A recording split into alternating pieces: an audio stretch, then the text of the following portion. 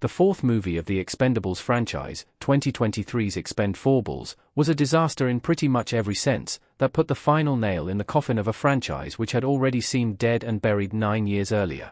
When it first arrived on the scene, Sylvester Stallone's tongue-in-cheek celebration of aging action heroes was refreshingly funny and self-effacing, while giving the genre it lampooned a much-needed shot in the arm.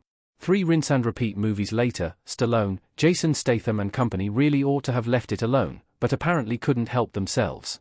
In the process, they acted like they had never seen the funny side of the Expendables in the first place, and really were trying to make a series of gilt-edged action thrillers all along.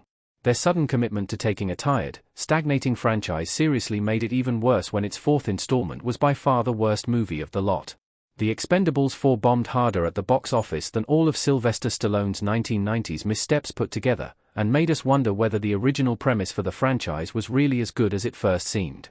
Expendables became the very thing it was making a commentary on. It initially served as the antidote to lazy action movies made by undeserving. In 2010, the Expendables took an action genre overinflated with aging stars and new technology in the wrong hands, and pumped it up some more, with a knowing wink. The result was a straightforward yet astute commentary on explosive but insubstantial good versus evil flicks dating back to the 1980s, with a succession of veteran big-screen heroes on board and in on the joke. The movie also satirized the diminishing returns audiences were getting from lazy action films made by actors cashing in on their status and overstaying their welcome, precisely by bringing back some of the genre's biggest stars long past their prime. At the same time as laughing at itself, The Expendables and its first sequel tapped into the nostalgia for gun-toting, muscle-flexing action stars from decades gone by. Cheers rang around theaters when Arnold Schwarzenegger's character Trent "Trench" Mauser first appeared on screen, while Stallone's on-screen reunion with Lundgren was singled out for special attention. Unfortunately, by The Expendables 3, both the joke and the nostalgia were wearing thin, and the franchise was becoming precisely the thing it was mocking. It was now just another uninspiring action saga with no reason to keep going, whose stars seemed to be picking up checks without putting any effort in. Mel Gibson's underwhelming performance as Conrad Stonebanks meant that Jean-Claude Van Damme's character was the only decent Expendables villain across 3 movies. It goes without saying that things didn't get any better with Andy Garcia's antagonist Agent Marsh in Expendables. Action movies with big-budget special effects and spectacular set pieces come and go, but the thing that initially set Expendables movies apart was precisely that they seemed to know how expendable they were.